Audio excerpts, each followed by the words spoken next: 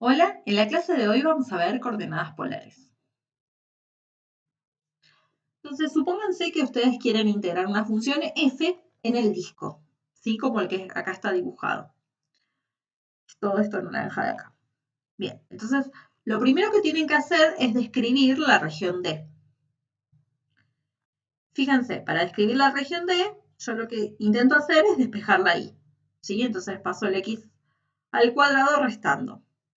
Y para despejar el cuadrado, lo que hacemos es tomamos raíces. Entonces, la y se está moviendo entre menos la raíz de 1 menos x al cuadrado y la raíz de 1 menos x al cuadrado. Bien, ahora tenemos que decir dónde se mueve x. Pero como esto es mayor o igual que 0, lo que sabemos es que x al cuadrado es menor o igual que 1.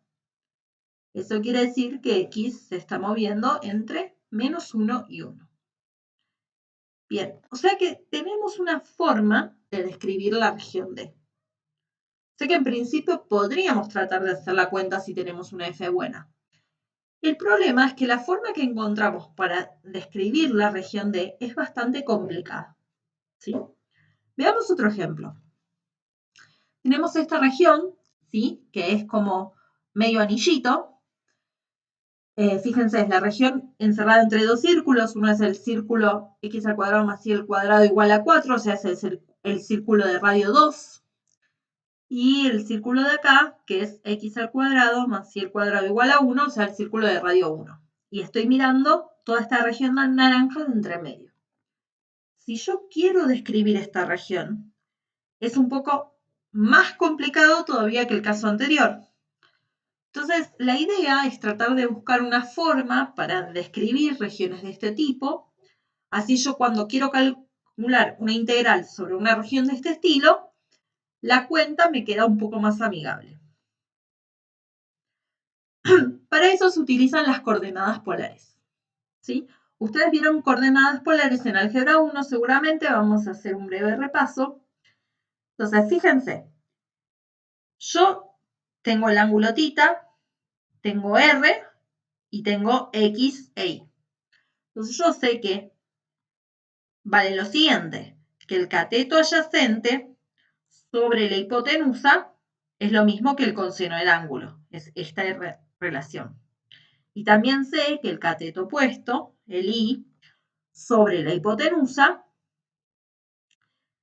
es igual al seno del ángulo, que es esta relación. Entonces, tengo una forma de expresar el X y de expresar el Y como R coseno de θ, R seno de θ.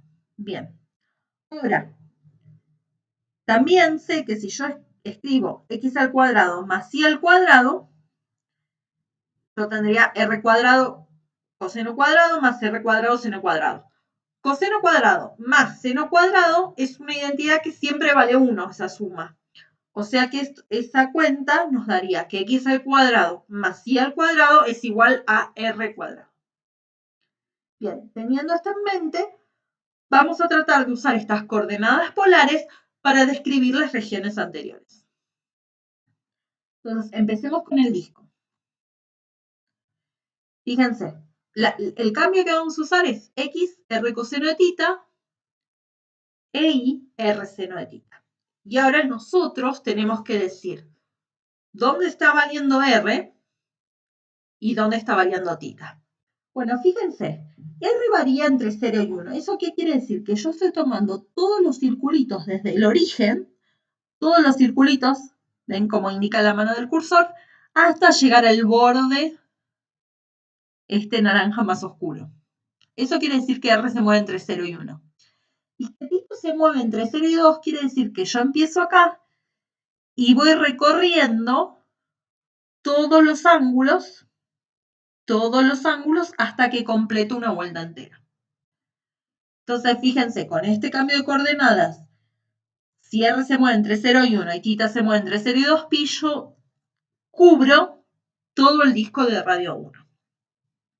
Si yo ahora quiero describir la otra región, las coordenadas son las mismas, ¿sí? X es R coseno de θ, Y es R seno de θ, pero el R ahora va a variar entre el círculo este, que es x al cuadrado más y al cuadrado igual a 1, o sea, el círculo de radio 1, hasta el círculo de radio 2.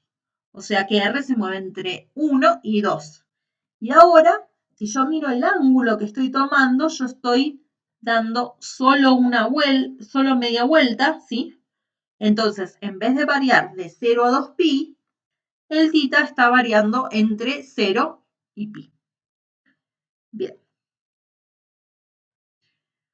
Entonces, los ejemplos que vimos recién son casos particulares de lo que se llama un rectángulo polar. Un rectángulo polar es un pedacito así, como de un anillo, ¿sí? En donde digo que θ se mueve entre dos ángulos, entre alfa y beta, y el R se está moviendo entre un radio A y un radio B. ¿Sí? Bueno, entonces, el objetivo de la clase de hoy es aprender a integrar funciones sobre rectángulos polares. Entonces, ¿cómo vamos a tratar de integrar una función sobre un rectángulo polar? Bueno, la estrategia es la misma que utilizamos cuando queríamos hacer la integral de una función sobre un rectángulo. ¿Qué era lo que hacíamos? Agarrábamos el rectángulo y lo partíamos en rectangulitos más chiquitos. Ahora vamos a hacer exactamente lo mismo. Vamos a partir el rectángulo en rectangulitos, ¿sí? Polares más pequeños. El incremento de R, ¿sí? Este sería el incremento de R y este sería el incremento de θ. Vamos a partir los rectangulitos polares de forma que todos tengan el mismo tamaño, ¿sí? Y voy a elegir un punto en cada rectángulo.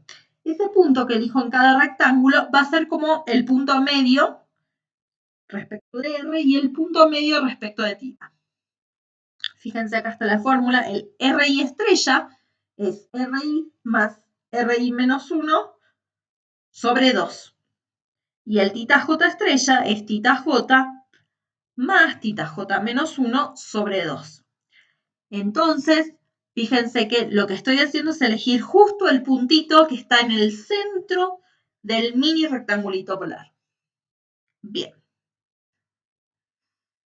Entonces ahora lo que tendríamos que saber es cuánto miden las áreas de estos rectangulitos polares. Bien. Entonces, fíjense, nosotros sabemos que el área, ¿sí? De un disco es pi por radio al cuadrado, ¿sí? Entonces, supónganse que acá tienen esta porción de pizza, ¿sí? Pero que esta parte blanca es también de color naranja, que tienen todo esto, rectangulito así. Perdón. Entonces, esto mide como el área de la circunferencia por lo que se está desplazando el ángulo. ¿Cuánto se está desplazando el largo? Bueno, un incremento en θ sobre 2pi. Es una proporción de todo lo que puede valer el ángulo. Bien. Ahora, con esto describimos la porción de pizza que es esto así y así, con esta parte pintada. Pero en realidad yo necesito la parte naranja, entonces lo que tengo que hacer es sacar esta porción de pizza chiquitita de acá. Eso corresponde a este factor de acá. Es la misma cuenta, pero ahora el R que está apareciendo es el RI menos 1, es el R este chiquitito. Bien, entonces una vez que uno entendió eso, lo próximo que puedo decir es, bueno, acá me aparece pi, acá me aparece pi, puedo simplificar. Entonces tenemos esta expresión un poco más sencilla. Bien. Ahora, el paso siguiente es sacar factor común el incremento en θ. Llegamos a esta expresión. Y si uno lo mira con cuidado, acá aparece una diferencia de cuadrados. O sea que podemos reescribirlo así. Bueno, fíjense que esto que aparece acá no es otra cosa que el incremento en R. Es el incremento en R.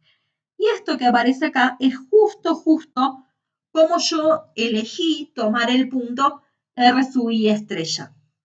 ¿Sí? Entonces, ahora ya sabemos que los incrementos de las áreas se pueden expresar de esta forma. Bien, entonces ahora tratemos de escribir las sumas de Riemann para nuestro caso. Entonces, yo tengo que hacer la f, evaluada en el punto que estoy eligiendo, que es de la forma RJ estrella, coseno de tita J estrella, RJ estrella, seno de tita estrella, por los incrementos. Pero los incrementos los puedo escribir de esta manera, o sea que reemplazo. Entonces, fíjense, esto de acá, si a esto de acá lo llamamos g, ¿sí? Si tomamos una g, que es una función de r y de tita, ¿sí? Que es como la f, compuesta con las coordenadas polares, multiplicada por un r, entonces en realidad lo que me queda de sumas parciales es como integrar o tener las sumas de Riemann de la función g esta, que es f compuesta con las coordenadas polares multiplicada por un factor r. Entonces, ahora tenemos todas las herramientas para definir lo que es el cambio de coordenadas polares. Entonces, el cambio de coordenadas polares es así.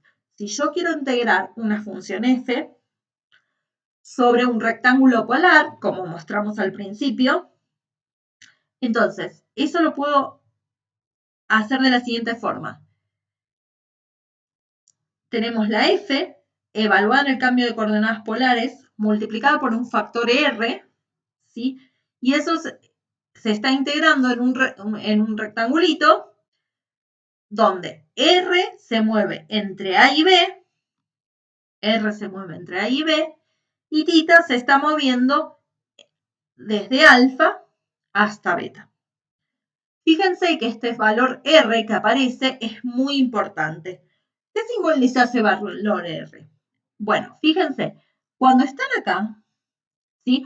Ustedes están integrando en un rectángulo polar, ¿sí? Que tiene una forma como curva distinta a lo que es un rectángulo usual, ¿no?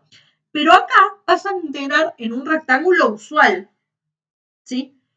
Entonces, están modificando el área del lugar donde están integrando. Bueno, esa modificación que se produce en el área se puede medir con este factor R, ¿sí? Por eso, agregarle el R es tan importante en el cambio de coordenadas polares, porque es justamente lo que compensa que estamos describiendo la región donde integramos de otra forma. Si nosotros quisiéramos integrar una región un poco más general, quiere decir, antes el R se movía, fíjense, el R se movía entre un cierto A y un cierto B, valores fijos. Si uno quisiera hacer algo un poco más general, como que R se mueve entre un valor de H1 de tita y R se mueve en otro valor H2 de tita, ¿sí? Entonces, el cambio de coordenadas es prácticamente lo mismo, la única diferencia es que la integral respecto de R, en vez de moverse entre A y B, vamos a tener que poner entre H1 de tita y H2 de tita. Bien. Entonces, lo que quiero hacer ahora es, antes de terminar el video, mostrarles algunos ejemplos de cómo trabajar con el cambio de coordenadas polares. Entonces, me piden evaluar esta integral. Tenemos una integral doble de la función logaritmo. En la función logaritmo evaluada en x al cuadrado más y al cuadrado. Y me piden integrarla en la región D. La región D es como un cuarto de un anillo, ¿sí?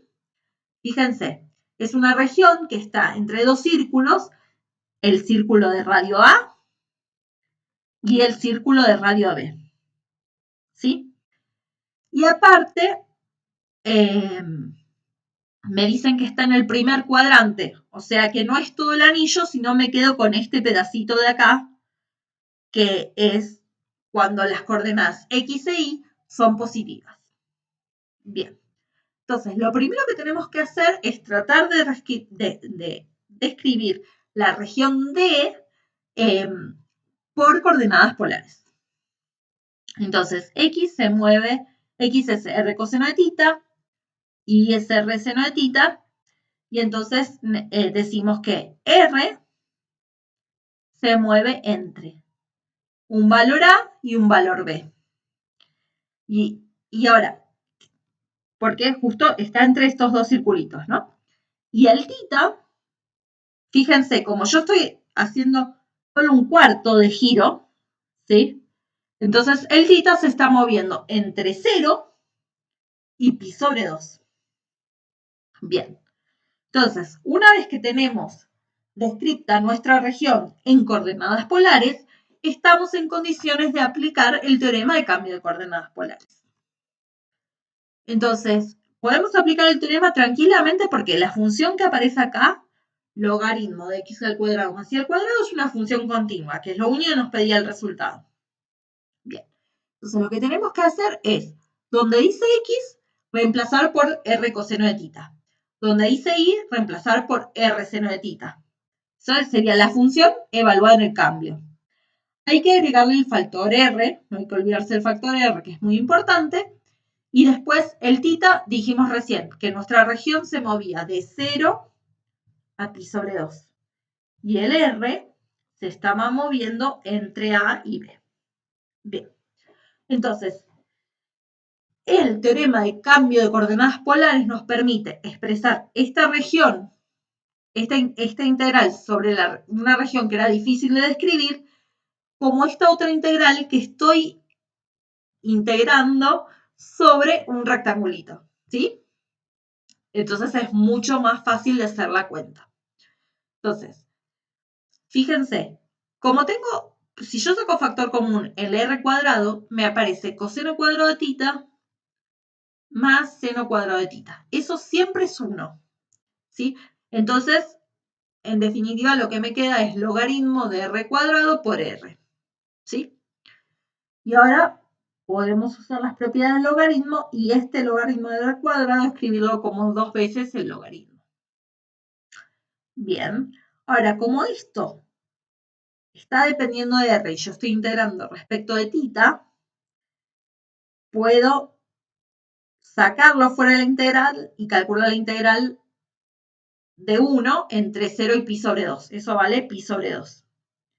Y me queda aparte la integral que depende de r. Bueno, si se fijan, esta integral es una integral de una variable que pueden buscar en una tabla de integrales o en el Wolfram Alpha. Entonces, acá está la primitiva y lo único que tienen que hacer es evaluar esta integral entre a y b, que es finalmente lo que hacemos. Entonces, fíjense cómo el cambio de coordenadas polares hizo que pudiéramos hacer una integral que se veía muy, muy complicada de una forma muy sencilla. Bien. El último ejemplo que les quería contar es una muy linda aplicación que tiene el cambio de coordenadas polares. Y tiene que ver con esta integral. Entonces, si me piden calcular esta integral, fíjense que me piden calcular esta integral en todo R2. Uno en principio puede decir, bueno, si yo quiero calcular una integral en todo R2, puedo calcular la integral en un disco de tamaño R, ¿sí? Y hacer tender R infinito, o sea que cada vez se va agrandando el disco hasta que ese disco cubre todo R2. Esa va a ser la estrategia. Bien, ahora, como yo estoy integrando en un disco de tamaño R, puedo usar coordenadas polares, porque es el tipo de regiones que van bien con coordenadas polares. Entonces, donde dice X, tengo que poner R coseno de tita. Y donde dice Y, tengo que poner R seno de tita. No me tengo que olvidar el factor R, ¿sí? Y después, si yo estoy hablando de un disco, que es una cosa así circular, entonces tita se mueve de 0 a 2pi, llega a completar toda la vuelta. Y el R, ¿sí? Se está moviendo desde 0 hasta el radio del disco, que estoy diciendo que es de tamaño R grande. de nuevo, por propiedades trigonométricas, esto se puede reescribir como e a la menos r cuadrado por r diferencial θ de diferencial r. Otra vez, como esto depende solo de r y estoy integrando respecto de θ, yo puedo sacarlo afuera de integrar y calcular la integral entre 0 y 2pi diferencial θ, que me da 2pi, y me queda aparte la integral de r. Bien, y ahora estoy de nuevo en una integral de las de cálculo 1. ¿Cómo resolvían esta integral? Bueno, por sustitución. Llamamos u a r cuadrado, ¿sí? Esto cambia la integral de esta forma, ¿sí? Y, bueno, esta es la exponencial, ya conocemos su primitiva. Entonces, para terminar el ejercicio, lo único que nos queda es evaluarla entre r cuadrado y 0. Cuando hablamos en r cuadrado, como estamos tomando el límite cuando r tiende a infinito, fíjense que esta potencia es negativa. O sea que cuando r tiende a infinito, esa parte de la integral va a tender a 0 y va a desaparecer. O sea que solo nos importa cuando evaluamos en 0. Cuando evaluamos en 0, esto da menos 1. Es menos 1 en realidad. O sea que esto termina dando 1. Multiplicado por pi me da pi. Entonces, gracias a las coordenadas polares, calculamos esta integral y sabemos que su valor es pi. Perfecto. Ahora un pequeño comentario. Yo podría pensar esta integral en todo R2, en vez de tomar límite sobre todos los discos, con R tendiendo a infinito, podría tomar límite sobre todas las cajas, ¿sí? Sobre todos los cuadraditos de R por R, con R tendiendo a infinito. Eso es lo que vamos a hacer. Pero si yo hago eso, fíjense que por propiedades de la exponencial, esto se puede describir de esta forma, ¿sí? Y ahora tengo una integral doble de dos funciones que las puedo separar. Entonces separo las integrales, como habíamos comentado en la clase pasada, porque estoy integrando respecto de x, y esto que es una función de y, respecto de la integral de x es una constante, o sea que la puedo sacar, y eso me permite separar las dos integrales. Entonces, una vez que tengo separadas las dos integrales, tampoco hay problema en llamar y a cambiar la variable y por la variable x, porque es solo una notación. Entonces, es como que este límite es el límite cuando r tiende a infinito de esta integral al cuadrado. Bien. Entonces, tomando el límite cuando r tiende a infinito, es como la integral en todo r de e a la menos x al cuadrado diferencial x al cuadrado. Finalmente, tomando raíz, llegamos a esta conclusión que esta integral en todo r vale raíz de pi. Fíjense que la integral de e a la menos x al cuadrado, seguramente ustedes ya sabían que e a la menos x al cuadrado no tiene una primitiva. Sin embargo, las coordenadas polares nos permiten calcular esta integral en todo r. Bueno, con esto terminaríamos la clase de coordenadas polares. Cualquier duda me pueden escribir al mail, por supuesto, y nos estamos viendo pronto.